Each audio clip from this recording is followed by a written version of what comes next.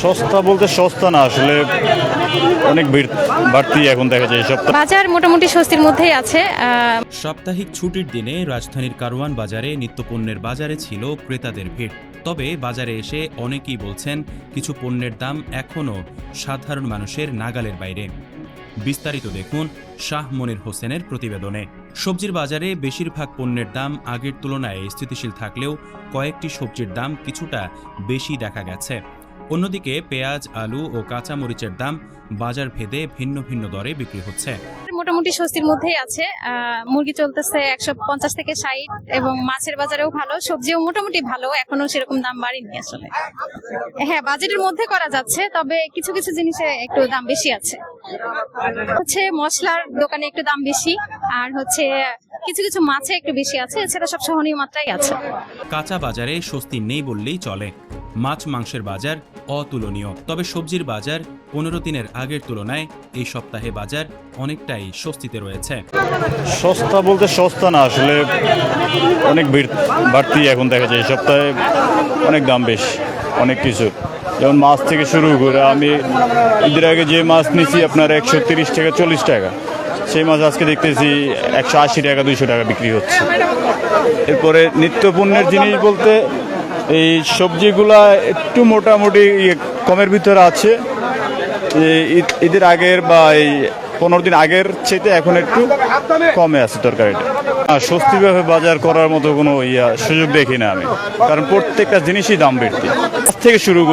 মাছ থেকে শুরু করে কেজিতে 50 টাকা বেশি। এখন সবজির সিজন যদিও, তারপরে সবজি ওই রকমভাবে এত দাম কম না, দামটা বেশি। আর সবজির কথা বলতেছি, সবজি কিছুটা কম তুলনামূলক। বাজারের পরের তুলনায় রেট আসলে বাড়তি, রেট কমে না।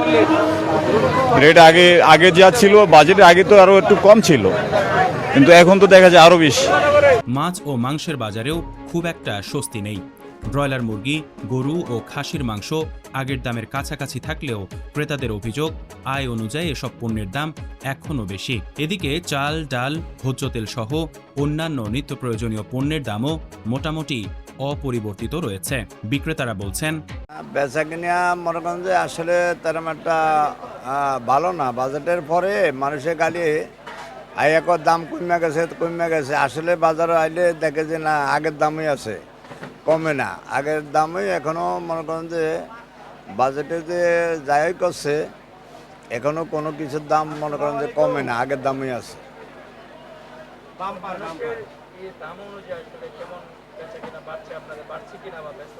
না, আমাদের বেচা কিনা বাড়ে না গিয়ে দাম। বেচা কিনা গিয়ে দিলাম যে